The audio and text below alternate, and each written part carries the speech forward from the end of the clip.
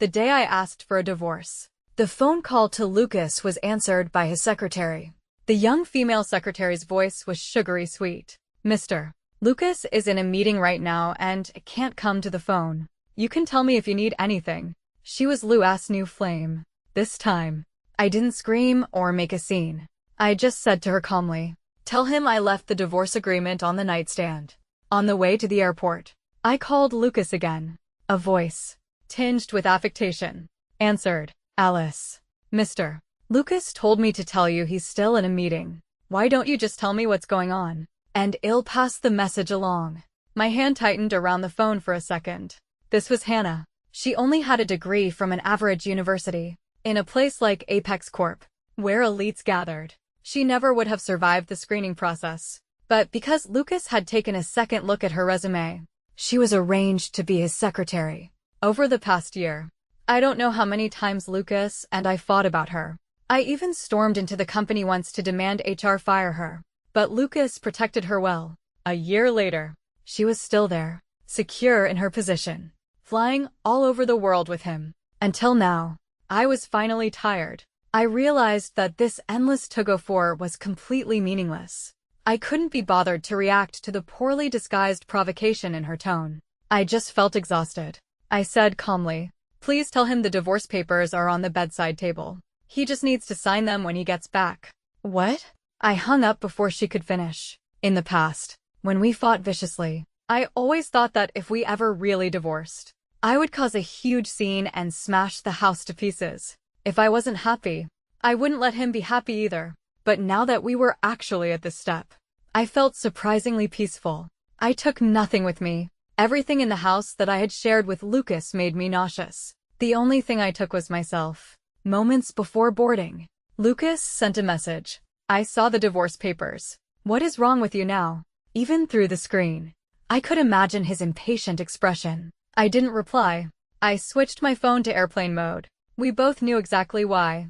Ever since Hannah became his secretary, Lucas came home later and later. There were no long hairs on his coat, no scent of perfume, but he started staring at his phone for long periods, occasionally smiling to himself, like a boy falling in love for the first time. I had hinted at it a few times, but Lucas would only say coldly, "There's nothing going on. You're overthinking it." We fought countless times over Hannah. I asked him to transfer her, but Lucas called me unreasonable. I cried. I screamed. I begged. I went hysterical. I sat amidst a mess of broken porcelain like a shrew, threatening him with shards. But he just looked at me coldly and said, "Alice, do you know how ugly you look right now?" I couldn't help but smile bitterly. Yes, it was ugly. Back then, I was possessed. I loved him too much. Or perhaps the sunk cost of everything I had invested in him was too high. Just the thought of losing him felt like tearing my heart out. To put it plainly, I was unwilling to accept defeat. I had been with him for 10 years, accompanying him from a penniless boy to the Mr. Lucas everyone respected today. Why should someone he had only known for a year snatch him away from me? I started dressing up, studying recipes more diligently, trying to be gentler. I fought a one-sided battle against a woman I didn't really know, thinking this would win Lucas back. But last night, when I went to pick up a drunk Lucas, I saw him sitting by the roadside with a young girl. He wore a well-tailored dark suit. His long legs crossed naturally, his sharp jawline softened by the dim streetlights. That face, once overly pretty in his youth, had gained gravitas over the years, becoming more steady and mature like wine that gets better with age. I suddenly remembered that when we first got together, we used to sit by the roadside like that too. I had brought him a new dish I made. He took a bite and suddenly fell silent. I thought it tasted bad and got nervous. "What's wrong?" Lucas looked up and suddenly smiled at me. I was just thinking, what did I do to deserve such a good wife? I blushed. On that cold winter street, he wrapped his coat around me, his breath forming white clouds as he spoke. "Wait until I have money. Your husband will fund a huge restaurant for you, and we'll hang your family's plaque right on the front. Then the whole world will know how amazing my wife is and how delicious her cooking is." I looked up. He looked down. Those beautiful, dark eyes reflected the lights of thousands of homes behind me, and my own smiling eyes. That was a long, long time ago. Long enough that if I hadn't seen this scene tonight, I might not have remembered it.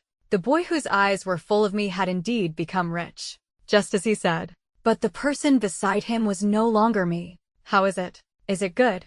Hannah swung her legs and laughed. I made the grilled rice ball myself. It took a long time. Lucas held the simple rice ball in his hand, his eyes and brows gentle. It's delicious.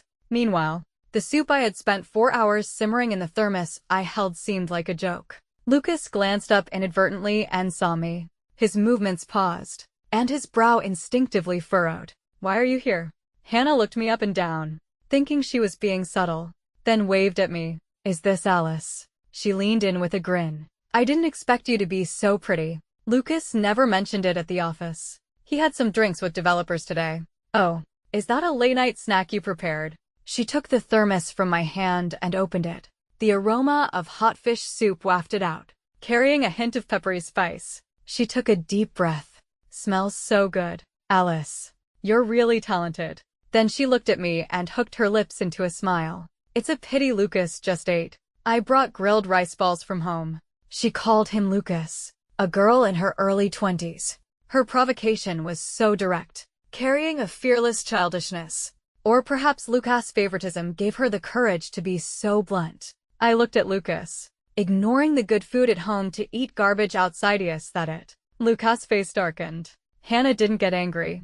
She pursed her lips and smiled. Actually, what you eat isn't important. Who you eat with is important. Eating simple food with someone you like is a feast. Eating a banquet with someone you hate tastes like wax. Alice, don't you agree? I glanced at Hannah and sneered. I suppose for a pair of cheating dogs, even shit tastes like a delicacy. Hannah's face turned black, and she fell silent. Lucas stood up, his expression grim. Alice, you've gone too far. I didn't want to lose my composure in public, so I lowered my eyes. Let's go back. Lucas finished the rice ball in his hand and called the driver. Get her home safely, he emphasized to the driver. Right in front of me. Hannah pouted and got into the car. Before leaving, she glanced at Lucas, seemingly acting spoiled. I watched her retreating figure. A girl still full of youth, even if she was arrogant. Her eyes were clear. Her high ponytail swung behind her, and her white short skirt revealed pale thighs, just like I was back then. Her eyebrows even resembled mine from years ago. I didn't flatter myself thinking Lucas was looking for my younger shadow in her. Most likely, he had always liked this type. Whether he was 20 or 30, he liked girls in their early 20s. That night, I didn't argue with Lucas. I took my bedding to the guest room. He didn't stop me. Before leaving the room, I asked one last question. Lucas, what are you actually thinking? I had loved this man for 10 years. Even if this relationship was dying, I wanted it to die clearly. Lucas took a cigarette from his case, held it between his fingers, lowered his head for a moment, and suddenly said, Alice, I'm bored. The orange flame jumped in the air. He took a deep drag, exhaled white smoke, and turned to look at me. I'm tired of you revolving around me all day long, asking me what to eat, what to eat, what to eat. I married a wife, not a chef. What else can you do besides cook 3 meals a day for me? I looked at him steadily for a while, through the drifting smoke. The boy who once hugged me and said his dream was to eat his wife's cooking for a lifetime slowly faded away with the smoke. In that moment, I finally understood. The boy I loved had long since shattered and disappeared in the grinding passage of time. The man in front of me was no longer the lover in my memories. I didn't say another word.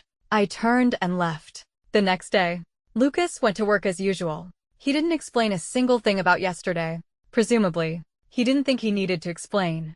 In his view, I would probably swallow this grievance just like before and pretend nothing had happened. But after pouring the cold, fishy soup down the toilet, I went straight out and printed a divorce agreement. Marriage is actually no different from food. I suddenly realized, if a dish has gone bad, you simply don't eat it anymore.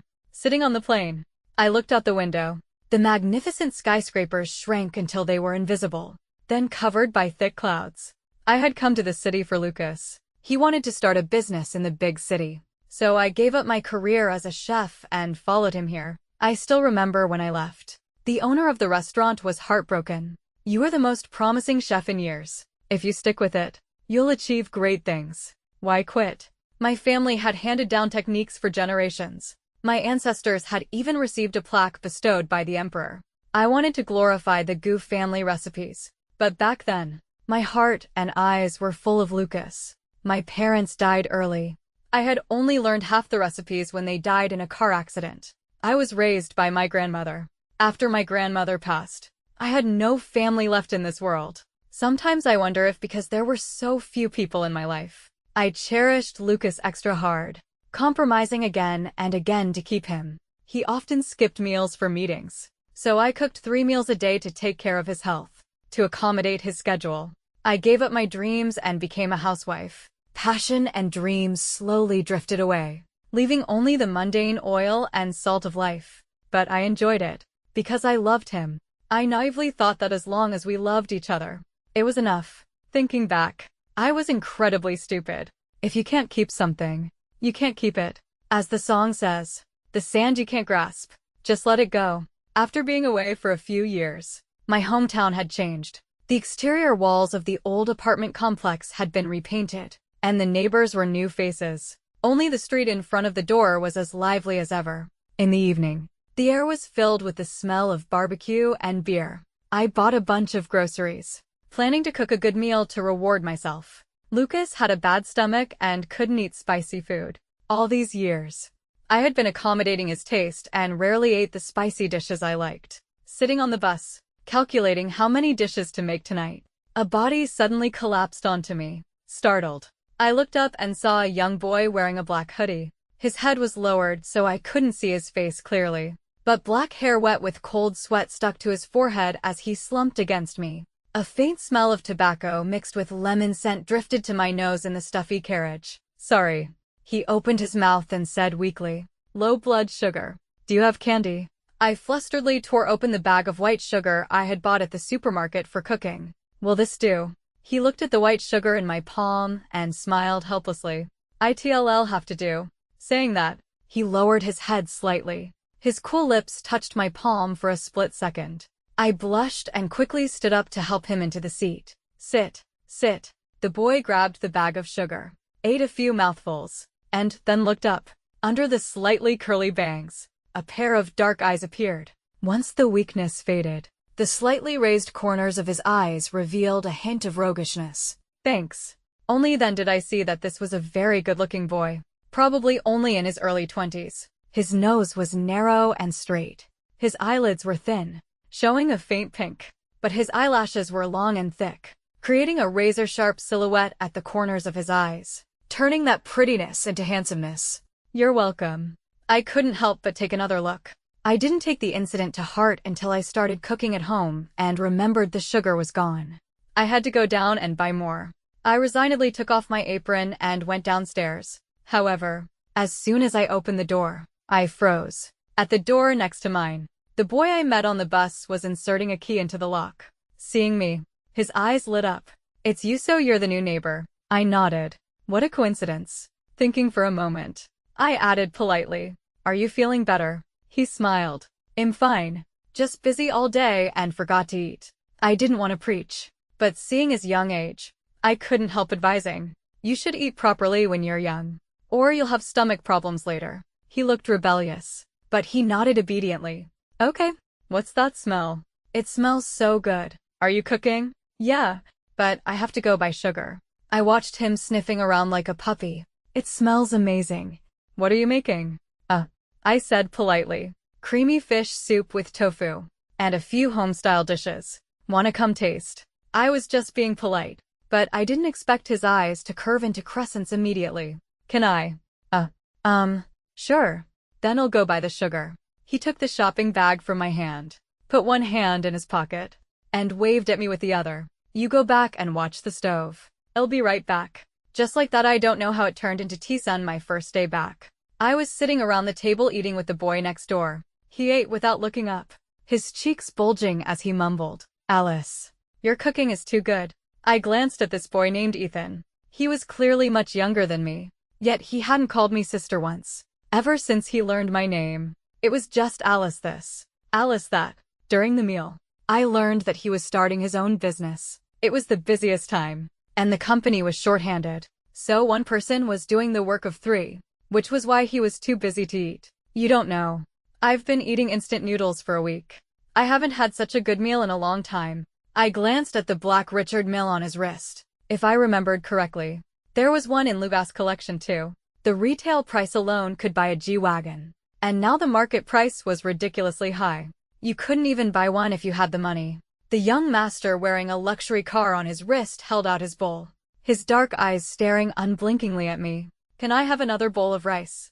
I nodded helplessly. That night, the pot of rice I planned to save for fried rice tomorrow was almost entirely eaten by Ethan. His appetite shocked me. I couldn't help but look at his stomach several times, wondering where all that rice went. He probably felt a bit embarrassed too. After actively washing the dishes, he poked his head out of the kitchen and asked, "Need me to do anything else?" I thought for a moment. The light bulb in the room is broken. Can you help me change it? I just said it casually, not expecting a young master like him to know how to fix a light bulb, but he actually went down to buy one and changed it for me properly. When he stood on the stool and reached up, a section of tight waist was exposed from under the hem of his hoodie, abs clearly visible. I couldn't help looking once, then again. But I was caught by Ethan. He lowered his head with a smile. "Look good. Want me to lift it up so you can see clearly?" Saying that, he pretended to lift the hem. I was startled, took a step back, and waved my hands frantically. No need, no need, no need. Even after he left, the image of those abs remained in my mind. I thought I would have insomnia that night, having just decided to divorce. But perhaps because Ethan disrupted my routine, I didn't think much about Lucas. I slept well all night. In the following days, I walked around the neighborhood and looked at a few storefronts. I planned to pick up my skills again and complete my unfinished dream, starting with a small shop.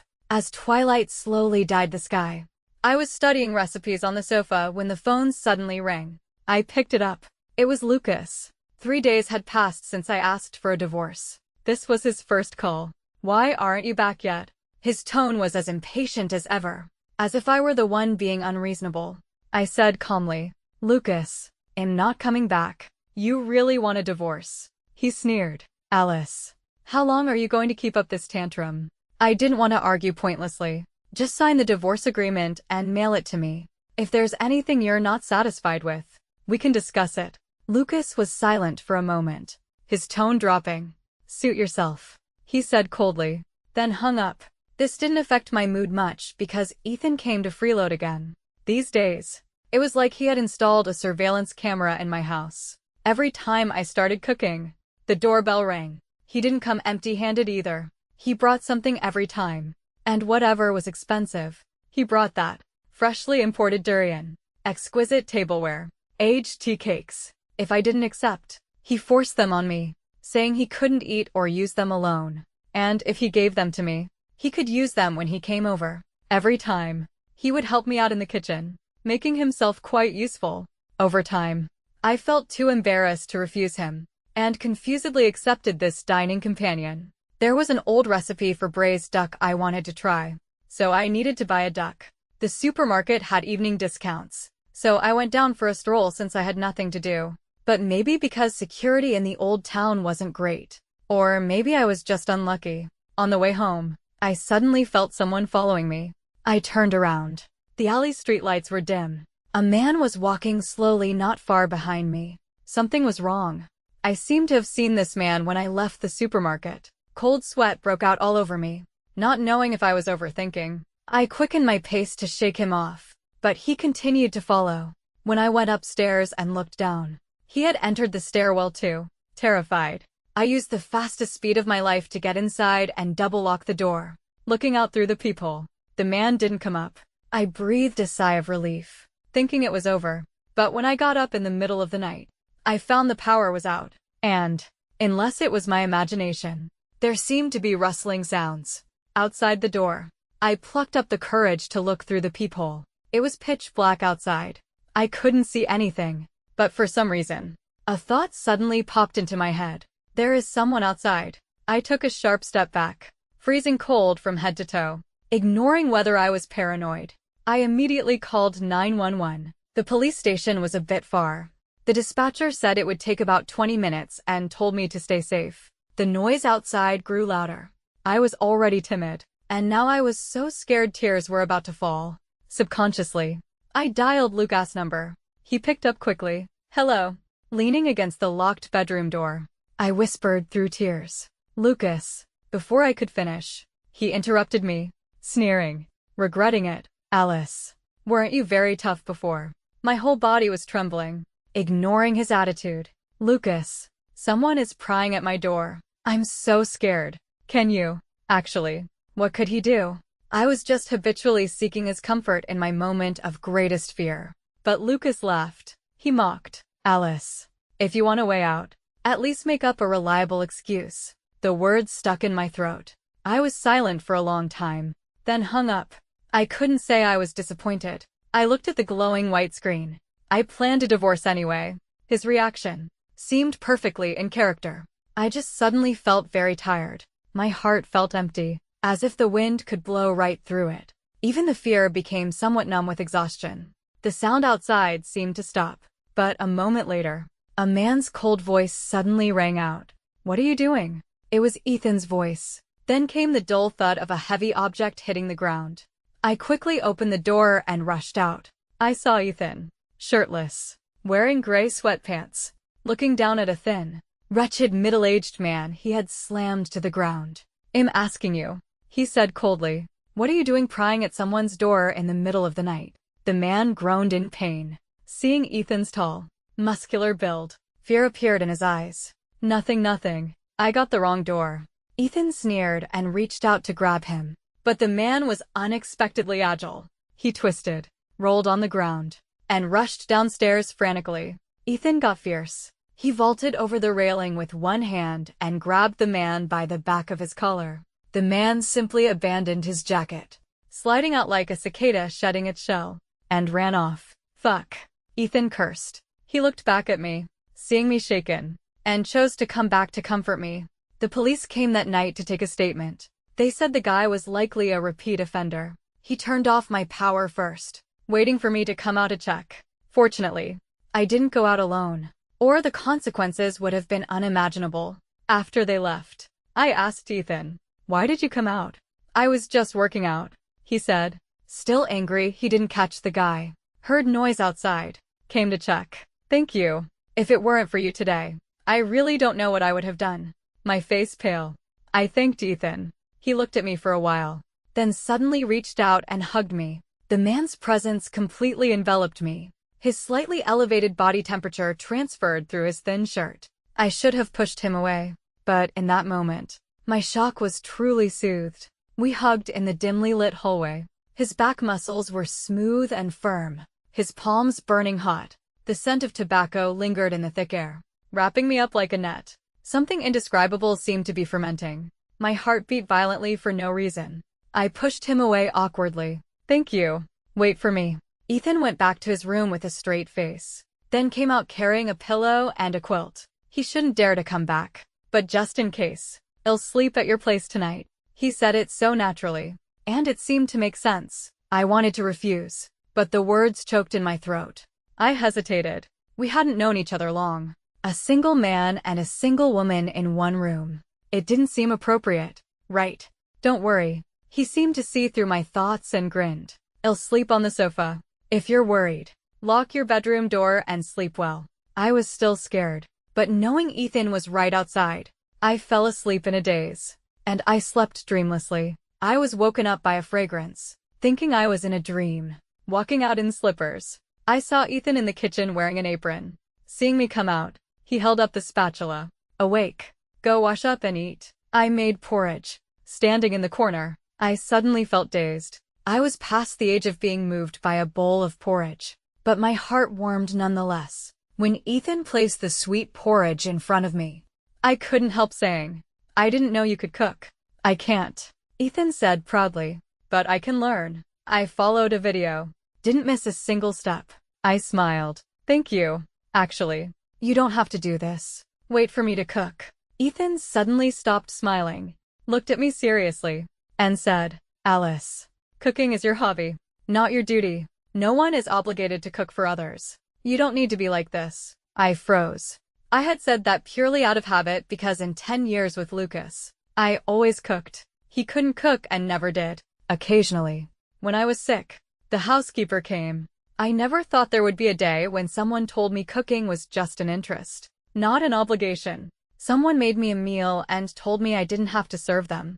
I lowered my head, suddenly feeling that in those 10 years, I really had been wrong. Lucas was right. I shouldn't have revolved around him. I just thought it was good for both of us back then. Now I understood that marriage shouldn't be about one side compromising endlessly. Before leaving, Ethan reminded me, "Call me immediately if anything happens." He hooked the corner of his mouth. "Don't be afraid. I'm here." My small shop slowly got on track. The decoration was done in the style I liked. There weren't many tables and chairs because, for now, I couldn't handle too many customers alone. I planned to organize the menu and pick a good day to open. The days spent working on the menu were fulfilling. When a notification popped up on my phone from the surveillance camera, I realized I hadn't thought of Lucas in a long time. The monitor alerted me to strangers in the house. I tapped in to watch. Hannah was supporting a drunk Lucas, struggling to prop him onto the sofa. Lucas' brows were tightly locked, his body slightly hunched. His stomach trouble had flared up again. "It hurts," he murmured. "Medicine." Hannah rummaged through boxes and cabinets, not knowing where the medicine was. Desperate, she ordered medicine for delivery. She fed Lucas some hot water. "The meds will be here soon. Just wait." But when the medicine arrived, it wasn't the kind Lucas took. After taking it, the pain on his face didn't diminish at all. Hannah didn't know that Lucas' stomach medicine was a specially formulated prescription from a hospital 1,000 miles away. I had found that place with great difficulty. Every 3 months, I went to get his prescription and kept it stocked at home. For 7 years, rain or shine, I never missed a refill. When his stomach acted up, I would also simmer a stomach-soothing soup for him. With the soup and the medicine, the pain would pass. Actually, his stomach had mostly healed under my care in previous years. Only this past year, with him coming home less and eating irregularly, did the problems return. Now that I was gone, no one got his medicine. It must have run out. No one made soup for him either. Lucas suddenly pulled Hannah close, burying his face in the crook of her neck. Hannah blushed at first, shyly reaching out to hug him. But she froze when she heard Lucas murmur, her face darkening. Lucas was calling out, "Alice." I lowered my eyes to the phone screen, unsure of what I was feeling. "I'm not Alice." Hannah struggled. Lucas, you've got the wrong person." Lucas forced his eyes open. Seeing her, he subconsciously pushed her away. "Who are you? Where is Alice? Get out." "Alice. Alice." Hannah's face was dark as a storm. She got up in a disheveled state, grabbed her bag, and left in a rage. I put down the phone and closed my eyes. In the early morning, large trucks outside woke me up. I opened my eyes groggily and checked the time, discovering Lucas was still sitting in the living room on the camera feed. He looked sober, just sitting quietly in the dark living room, looking inexplicably lonely. After a while, he got up to check the drawer for stomach medicine. But, naturally, the medicine was gone. It was empty inside. He squatted there for a while, lost in thought. A long time later, he simply sat on the floor and lit a cigarette. Smoking would aggravate his stomach pain, but he didn't seem to care anymore. I didn't feel particularly vindicated. I just felt indifferent. I watched for a moment, then put down the phone. It wasn't until I woke up the next morning that I realized Lucas was still sitting in the living room, surrounded by cigarette butts. He hadn't slept all night. When I received Hannah's call, I was watching a drama in the living room. The summer rain was torrential, raindrops shattering against the glass and snaking down in watery trails. My cat, Nyen Nyen, lay beside me, snoring lightly. "Alice," she said, "let's talk." I was eating durian Ethan bought and couldn't help frowning. "What do I have to talk to you about? Since you plan to divorce him, what's the point of pestering him? Or are you just playing hard to get? Planning to go back on your word?"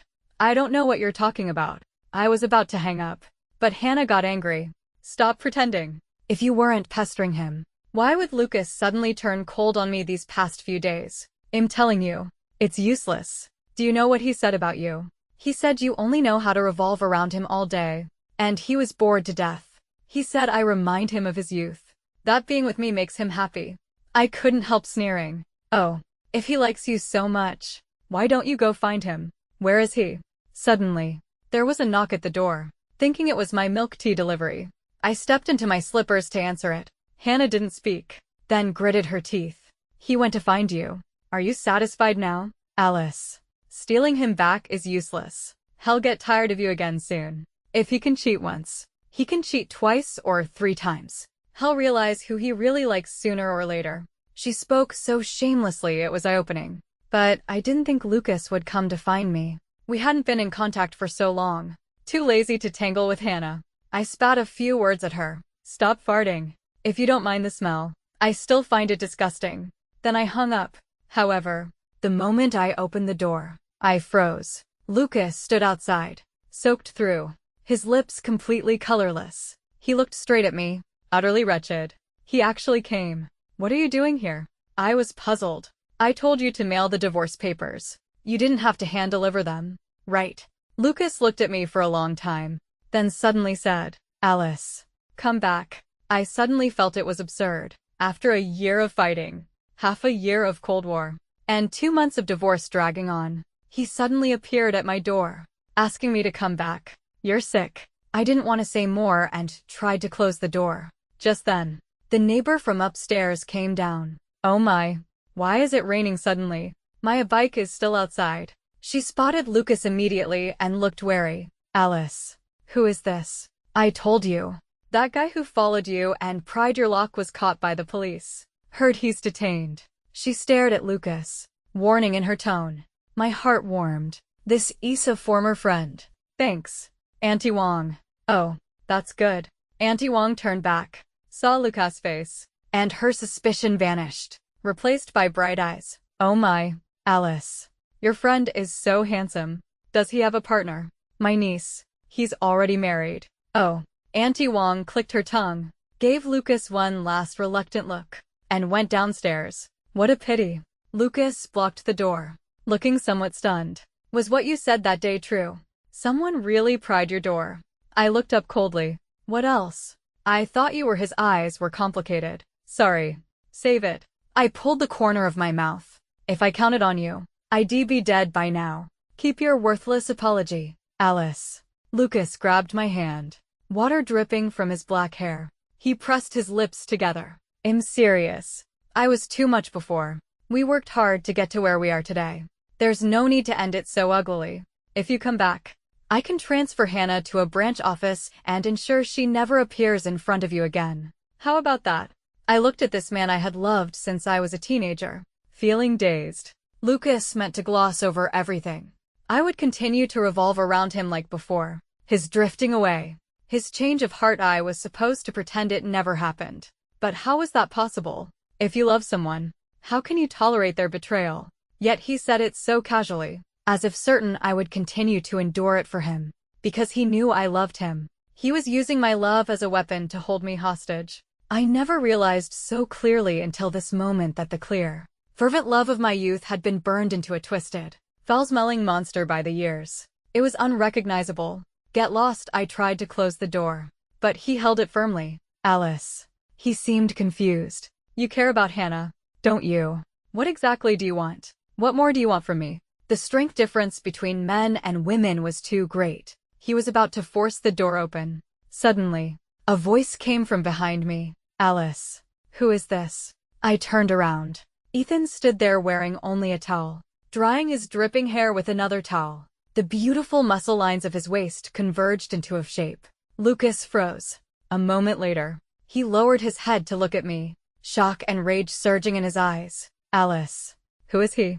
I was about to speak, but Ethan walked over and wrapped his arm around me, grinning as he extended a hand. Must be Alice's ex-husband. Heard a lot about you. Hello, senior. I'm Alice's current boyfriend. Bullshit. His water heater broke, and he came to borrow my shower. But strangely, I didn't say it out loud. I accepted Ethan's story by default. Lucas' face turned iron green. For a moment, I thought he would turn and leave immediately, but he actually endured it. He took a deep breath, forcing his face to smooth out. Alice. I can understand you playing around outside when you're hurt. I don't mind. That don't mind sounded like it was spoken through gritted teeth. Lucas closed his eyes briefly. Come back now, and I'll pretend this never happened. For a second, I wanted to applaud him. What a magnanimous attitude for a head of the household. I mocked. Lucas, are you trying to say that since you cheated too, we're now even? We should just crawl under the same big blanket and pretend nothing happened. Lucas didn't speak, but his eyes said that was exactly what he thought. I found it laughable. I suddenly didn't know what this relationship I had guarded all these years really was. It seemed that while I wasn't looking, it had grown into an unbearable, ugly monster. Ethan suddenly laughed. He looked Lucas up and down, a faint smile on his face. I heard Senior found a young one. True. Who doesn't like young ones? Fresh and energetic. Alice likes them too. He hugged me tighter. I'm only 21. Alice has me now. How could she possibly turn back to an old wash-up like you? I have everything you have, and I have what you don't. Wake up, Senior. He called him Senior repeatedly, but every word stabbed at the heart. Looking at Lua's face, so ugly it was extreme, I was a bit afraid he might pass out from anger. All right, we need to rest. Do you have money, Senior? If not, I'll transfer you some to stay at a hotel. His hand on my waist tightened, his expression ambiguous. It's late. We have things to do. Before he could finish, Lucas punched him in the face. Good Lord. With a mouth that cheap. He deserved to be hit. Ethan didn't get angry. Instead, he laughed, wiping the blood from the corner of his mouth. He turned and punched Lucas in the stomach. Lucas had a bad stomach to begin with. He groaned, looking pained. Two tall men started fighting right there in the narrow hallway, trading punches and kicks. Enough. I rushed forward, blocking Ethan and glaring at Lucas. Lucas, are you crazy? The ferocity Ethan showed just now vanished instantly. He held my arm, shaking it aggrievedly. Alice. Look. He hit me. It hurts. You're protecting him. Lucas seemed to find it absurd. Ignoring the blood on his face, he suddenly exploded. Alice. We've been together for 10 damn years, and you protect him right in front of me. You've only known him for a few days. Yes. Didn't you protect Hannah right in front of me too? I chuckled lightly. Lucas, stop disturbing my life. We are finished. Lucas stared at me blankly. Even though Ethan had hit him several times just now, he hadn't reacted much. But after I said those words, his body suddenly slumped, as if all his spirit had been drained away. Fine. A long time later, he pulled the corners of his mouth into a tragic smile. Alice.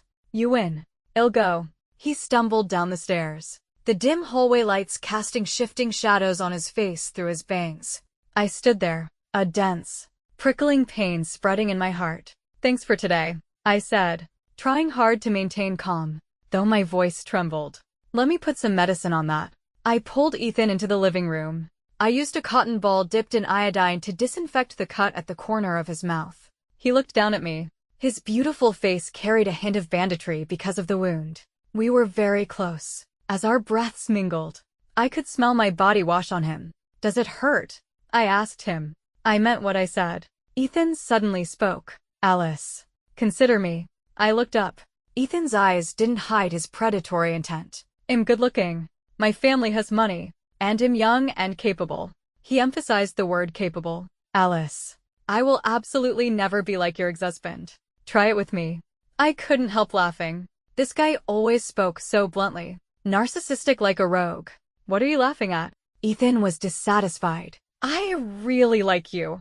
I continued applying medicine, saying lightly, this isn't like. It's just a momentary impulse. You should find a girl your age to date.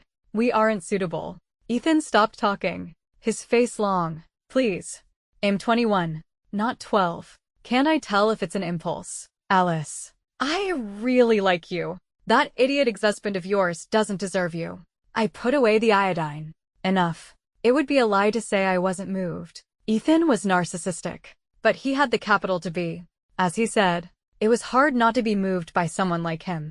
A beautiful 21-year-old boy looking straight into your eyes. Saying he likes you, no one wouldn't be moved. But I had already lost once. I couldn't bear to go through it again. The most beautiful and fragile thing in this world is a promise. Silence stretched for a long time. The medicine was applied. Before leaving, Ethan said to me, Alice, I know your last marriage hurt you, and it's normal to have concerns, but I will prove it to you. Choose me, and I won't let you be sad again. Friends who heard about my divorce tried to subtly persuade me against it. You suffered so much with Lucas. Now that he's rich, you're going to hand him over to another woman. Isn't that a loss? Yeah, I heard Lucas has been distant with that mistress lately. He used to take her everywhere, but recently she's rarely seen. Seems he transferred her to a branch office. It's not uncommon for men to want something fresh outside. Men are all like that. As long as he knows to come home and gives you the money. Isn't that enough? They meant well, and their words weren't entirely unreasonable. But this wasn't the life I wanted. Life is short. Just a few decades. I didn't want to waste my life guarding a man whose heart had changed. Returning to the city, I felt somewhat dazed. Having been away for only a few months, I felt incredibly strange here. Lucas drove to pick me up. The wounds on his face had mostly healed. We didn't speak much on the way. It wasn't until we got out of the car that he whispered, "Thank you." I nodded. Grandma treated me very well. It's only right that I come to see her. Lucas' grandmother was critically ill. Her only concern in this life was her children and grandchildren. She said she really wanted to see me and Lucas, because of her poor health. Lucas begged me not to tell Grandma about our impending divorce for the time being. I agreed. Grandma had indeed been very good to me. I remembered before we were married. She came to visit, knowing I liked cured pork. She smoked a lot of it every year to send to me. She was already very old then, and the family advised her not to do it. But she just chuckled and said, "Alice loves it." Not seeing her for a few months, Grandma was reduced to a bag of bones. Her face withered and full of deep grooves. Her eyes, which had been half closed, slowly lit up when she saw us. She reached out a rough, withered hand to slowly grasp mine. "Alice is here." My eyes stung. "Grandma." I couldn't go on. Grandma just looked at us, the corners of her mouth struggling to lift into a weak smile. "It's okay. Don't cry. Everyone has this day. Child, don't cry. Grandma has lived enough. Seeing you two young ones, happy together. I can close my eyes." Lucas held my hand, his voice dry. "Grandma, we will be happy." Grandma rested for a moment, then looked at Lucas. "Child, Alice has been with you for so many years. Now that you have money, you must not fail her. A true heart," she rasped. "In this life, a true heart is the hardest thing to come by. Having someone treat you with a true heart is something no amount of money can buy." Lucas' hand trembled imperceptibly. "Okay." Grandma rested. Outside the ward, Lucas took out a cigarette, thought about it, then crushed it in his hand. We stood silently until he spoke first. "Alice, I know where I went wrong now. I thought I was bored with an unchanging life, eating endless meals. But now I know how much you gave behind all that. Since you left, I've thought a lot. I don't really like Hannah that much. It was just a momentary novelty. I've broken up with her. I promise not to make this mistake again. Let's reconcile. We can be like before. We can have a child, a family of 3, happy together." A strange hope appeared on his face, as if he were truly immersed in the happiness he described. But I only found it laughable. Have a child, just to let it inherit the genes of a scumbag who cheats in marriage. The smile on Lucas' face froze. He sighed. "I know how much I hurt you. It doesn't matter. Alice, you waited for me before. This time, I'll wait for you. I won't give up." Disgusted, I planned to take one last look at Grandma and leave. But behind me came the clacking of high heels, followed by an angry voice. "Lucas, you broke up with me just to get back with her." I turned around. Hannah was actually here. A vein pulsed in Lucas' temple. "Why are you here?" Hannah's voice choked. "Lucas, you're planning to run away after playing with me. I'm telling you. Impossible. And I'm telling you, we're done." Lucas dropped his gentle facade, looking annoyed. "Haven't I given you enough benefits? I will never divorce Alice to marry you. Give up." Hannah stared straight at Lucas, tears falling. "Lucas, I'm pregnant. Then get rid of it." Lucas' expression didn't change. "I have a wife. I don't need an outsider to give birth to a bastard for me." Hannah stepped back in disbelief, tears streaming down her face, seemingly expecting the man she had been intimate with to suddenly turn hostile and be so cruel to her. I watched coldly, not surprised. Lucas was inherently selfish. He didn't love me, And he didn't love Hannah. He only loved himself. If he could easily abandon a lover of 10 years like me, why would he care about Hannah, whom he had been with for less than a year? Just when I thought Hannah would leave in sorrow, she gritted her teeth and suddenly shoved open the ward door with force. Bang! Grandma startled awake. Hannah rushed in. She threw herself at Grandma's bedside, pointing at me. Grandma, Lucas and she are already divorced. Now I am your granddaughter-in-law. Lucas wants to dump me. Grandma, help me. Persuade him. I'm carrying his child. She dug an ultrasound out of her bag and shoved it in Grandma's face. Look, Grandma, it might be a boy.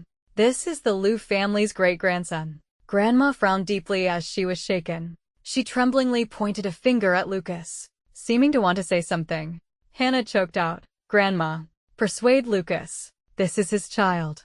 How can he be cruel enough to kill his own child? Grandma's face turned red. I saw something was wrong and stepped forward to pull Hannah away. Hannah, let go. Grandma's hand froze in midair. She stared dead at Lucas, the blood draining from her face inch by inch, turning gray. That hand suddenly dropped and stopped moving. Everyone was stunned by the scene. A moment later, I shouted, Doctor, doctor. Grandma passed away after all. The doctor said she was already at the end. If she had rested well, she might have lasted a few more days. But the sudden anger attacked her heart, and she couldn't hold on. Hannah didn't seem to expect this outcome either. She stood in the corner, dumbfounded. She probably just thought the elderly valued bloodlines and wanted Grandma to persuade Lucas. She timidly stepped forward and tugged at Lucas. Lucas, Lucas turned slowly. The air in the room seemed to solidify. Violence danced in his eyes and brows. I had never seen his face so terrifying. Slap. He held nothing back. Hannah was slapped half a meter away, falling hard to the ground. The corner of her mouth split, blood seeping out. She covered her face, staring at Lucas blankly. Lucas' voice sounded like it was laced with ice. Get out. Then, Lucas' father walked over, eyes red, and kicked Lucas hard. This is all you're doing. You couldn't live a good life. Had to mess around outside. You brought this before your grandmother. Your grandmother was angered to death by you. This tragic farce didn't end until nightfall. Lucas' father wanted to beat Lucas to death, and Hannah tried to protect him. Lucas told Hannah to get lost, and Hannah cried about the flesh and blood in her belly. I was truly tired and left first. Whatever the outcome, it had nothing to do with me anymore. I was just sad for Grandma. This kind woman didn't even get peace when she left. Grandma's funeral was held a few days later. I went to offer incense and then left. Lucas' mother grabbed my hand, choking back tears. Unable to speak, I patted her hand. The Liu family were actually good people, but our fate had run out. After returning home, I prepared for the restaurant opening. Although the shop wasn't big, there was a lot to prepare. Fortunately, Ethan kept helping me, saving me a lot of trouble. When the first snow of winter fell, I was cleaning the house and found a metal box. Opening it, I saw letters Lucas had written to me back then. We were in high school. Without cell phones, we relied on writing letters daily. I paused, picking one up. Alice, let's walk together tomorrow morning. A girl keeps bothering me lately. I told her I have a girlfriend, but she won't believe me. So annoying. My mom made dumplings today. They're delicious. Come eat at my house tomorrow. Teacher called me in today about our puppy love. She said we're too young. It's just a momentary freshness. And we'll break up in a few days. What bullshit. We'll be fine forever. Together forever. Alice, let's go bury a time capsule. Wang Shu gave it to me. Let's go play tomorrow since it's the weekend. I looked at the letter, and a memory suddenly surfaced. At 18, Lucas and I buried a time capsule under the camphor tree at school. We wrote messages to our future selves and promised to dig it up together 10 years later. Calculating the time, this year was exactly the 10th year. I couldn't remember what I wrote back then. Feeling a complicated mix of emotions, I decided to go dig it up. But when I went downstairs, I stopped. Lucas was standing in front of the building, covered in a thick layer of snow. It looked like he had been standing there for a long time. What are you doing here? I frowned instinctively. Lucas moved his lips. Alice, I came to apologize. I thought about it for a long time. I feel I still owe you a sorry. I lowered my head and walked past him. No need. Not appearing in front of me is the best apology. He grabbed me, his eyes full of dense red veins. Alice, what exactly do I have to do for you to come back? I intended to shake him off, but I don't know what possessed me. I took out the letter he wrote me from my pocket and handed it to him. I'm going to dig up the time capsule from back then. Do you want to come? 10 years later. The school hadn't changed much. The teaching building had new paint, and there was a new playground. But the small shop outside the school was surprisingly still open, just with a bigger sign. We went in. The owner from back then was showing his age. He didn't remember us, cheerfully handing us 2 hot drinks. The camphor tree seemed thicker than in my memory, now piled with snow. Occasionally, snow fell from the branches, scattered by the wind. Holding a shovel borrowed from the owner, I dug based on memory. The ground was frozen hard. Lucas took the shovel, stomped on it, and finally broke the earth. The small stone used as a marker was long gone. We dug for ages, sweating despite the cold. Before we saw the metal box, Lucas took it out, opened it carefully, and retrieved the plastic time capsule inside. The capsule's color was bright, as if buried just yesterday, but the paper strip inside had yellowed. The handwriting was still childish. First wish, marry Alice. Second wish, be with Alice forever. The 18-year-old Lucas asked the 28-year-old Lucas across 10 years of time. Lucas of 10 years later. Did my wishes come true? They must have. Below was my handwriting. I want to be with Lucas forever too. The boy's words seemed to ring in my ears. But 10 years later, people and things had changed. Lucas stared blankly at the paper strip in his hand. He seemed frozen in place by the drifting snow, motionless. A long time later, his fingertips began to tremble. When he looked up, tears fell straight down. Alice. His voice was raw with pain. I know what you want now. I smiled, tore up the paper strip, and threw the pieces into the wind and snow. The confetti was caught by the wind, swirling and whistling away until it vanished. The me from back then never imagined that our 7-year marriage would end in such a wretched, tragic way. The promise of youth was like an arrow shot then, piercing the heart after passing through so many years. Alice of 10 years ago. Your wish did not come true. Lucas and I are separating now. I clapped my hands and stood up. Let's go. But Lucas grabbed me and fell to his knees in the snow. He begged, Alice, please, give me one more chance. I swear I will never hurt you again. He choked back sobs, lowering his head. Tears smashed into the snow, melting a small pit. Don't throw me away. I put my hands in my pockets and looked at him calmly. Lucas, don't be like this. It's too unsightly. I had walked far away. When I looked back, Lucas was still kneeling in the snow. Snowflakes fell on him. Ethan disappeared. Starting one day, I completely lost contact with him. Just as he suddenly appeared in my life, he suddenly vanished on a snowy day. I never saw him again after that. I was sad for a while, but having gone through the ordeal with Lucas, and since I hadn't known Ethan that long, I slowly let go. I thought, he's so young. What he said was probably just a whim. We weren't from the same world anyway. After a brief intersection, we were bound to return to our own lives. Fortunately, my restaurant finally opened. The name was Alice's Kitchen. I planned to rename it Alice's Restaurant once I expanded. Customers praised my cooking endlessly. In just a few days, the restaurant was packed, and some people even advertised for me on social media for free. The shop got busier and busier. I had to hire 2 more people to help. Gradually, I thought of Ethan less often, only occasionally. When I went home and saw the door that never opened again, would I zone out for a moment. Until one day, when I came home after a busy day, I froze upon opening the door. Ethan was wearing an apron, carrying my cat Nyen Nyen on his shoulder, poking his head out to smile at me. You're back. I felt dazed. This scene seemed to return to half a year ago when our relationship was at its most harmonious. Ethan pressed his lips together, walked over in large strides, and hugged me. The hug was too tight, as if he wanted to rub me into his body. He buried his face in the crook of my neck. Sorry. That day, the old man suddenly sent people to take me back. He said his health was failing and forced me back for an arranged marriage to inherit the family business. I refused. So he had my phone taken away and locked me at home, saying he'd let me out when I changed my mind. Two really wanted to contact you.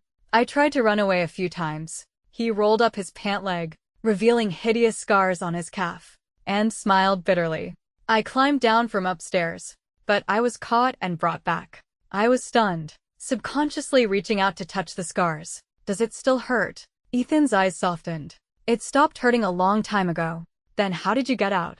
The game I made before was actually almost done. After I was taken back, the people at my company launched it as planned. It exploded in popularity. It made over 80 million just after launch. And revenue is still growing insanely. I went on a hunger strike at home. The old man saw he couldn't bend me. And since I had my own career, he had to compromise. He said I could hire a professional manager to handle the family business. He spoke lightly, but I could see his frame was thinner, his face haggard. Clearly, the struggle wasn't as easy as he described. Ethan hugged me, his voice muffled. Alice, what should I do? I broke my promise. I said I would wait for you, but I suddenly disappeared. You must have been very sad. I patted his back silently. It started snowing outside again. Ethan's voice choked up. You don't know how much I missed you. The old man wanted me to go back for a marriage alliance. I didn't like that woman at all. I was terrified that while I was gone, you reconciled with your ex-husband or got snatched away by someone else. I teased him. Yeah, my ex-husband insisted on remarrying me. I've been considering it these past 2 days. Ethan didn't speak, just stared at me with those eyes. He had single eyelids. When he looked down, the corners of his eyes swept up sharply, appearing somewhat domineering. Surprisingly, he didn't get angry. He just said calmly, "Let's eat." I made red wine beef stew, but when he brought out the bottle of red wine used for the stew, I spat out my rice. A 30,000 bottle of Screaming Eagle, used for beef stew. I was heartbroken. You prodigal son. Ethan just raised the corner of his mouth, saying casually, this kind of wine wouldn't even make it into the wine cabinet at my house. But since there's half a bottle left, let's not waste it. Let's drink it. I didn't suspect anything. That night, we drank I don't know how much. We said we'd finish the half bottle, but somehow opened a new one later. In the end, I was crying and laughing, not knowing what I was saying, almost crawling under the table. Ethan supported me, letting me lean on him, replying mum to every sentence I said. When I opened my eyes again, it was the middle of the night. My head was still dizzy, and I hesitated about going to the bathroom. Ethan came out of the bathroom, a towel loosely wrapped around him, water still dripping from his firm, beautiful muscles. I was groggy, my thoughts suddenly wandering. Wasn't he locked in solitary confinement? How did he keep such a good figure? But soon I realized something was wrong. Ethan stood by the window, looking down at me, pulling off the towel with one hand. Moonlight shone on his face. His features, already sharp and handsome, looked somewhat wicked, though he had no expression. I felt unreasonably terrified and shivered involuntarily. What do I want to do? I propped myself up, shrinking back instinctively. Ethan smiled, revealing white teeth. You. My neck was bitten, the sharp teeth pressing against the vein making me tremble all over. Ethan forcefully interlaced his fingers with mine, his upper body gentle and lingering. But below, he advanced step by step, conquering territory. I opened my misty eyes. Ethan leaned down to kiss the moisture from the corners of my eyes. His movements were forceful enough to kill me, but his tone was incredibly gentle. Who is better, me or your ex-husband? He asked. I couldn't speak. He laughed. The storm that followed almost evaporated my brain. I had to cling to his arm. His firm muscles were slightly damp, a drop of sweat falling into the hollow of my collarbone. Am I better, or is he? He grew fierce, but his voice became even softer, as if genuinely asking for my opinion. I gritted my teeth, feeling like a small boat in a storm, swept along by the waves. Speak. Ethan propped himself up, pinching my cheek with one hand. He hooked his lips, still getting back together with him. I couldn't take it anymore, crying and collapsing. You're better. Not getting back together. Good girl. He arranged my sweat-dampened bangs, like a satisfied owner praising his possession. Can we rest? I begged. I have to open the shop tomorrow. Customers are waiting. I can't. He didn't speak. Leaning down, moonlight fell on his back, muscles clearly defined. Clearly a predator, insatiably enjoying his prey. Youth is terrifying. That was my last thought before losing consciousness. I didn't get together with Ethan immediately. The next morning, when he woke up asking for a title and didn't get one, I felt like his glare was going to eat me alive. But I was truly afraid of a young boy's promises. I was afraid that one day Ethan and I would reach that same dead end. I dared not bear it again. We agreed on a 3-year deadline. If he still liked me and chose me 3 years later, we would be together. Time passed slowly. My restaurant became famous, packed with customers every day. I opened 2 branches and expanded the scale. I changed the name to Alice's Restaurant. I mastered all the old recipes and started experimenting with new dishes, which unexpectedly received rave reviews. Everything seemed to be getting better. The past dissipated like smoke. I rarely thought of them, only hearing a sentence or two about their situation from acquaintances.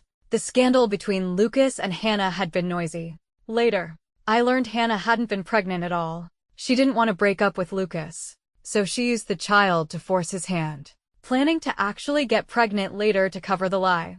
But unexpectedly, she drove Lucas' grandmother to her death, completely severing the last shred of affection with Lucas.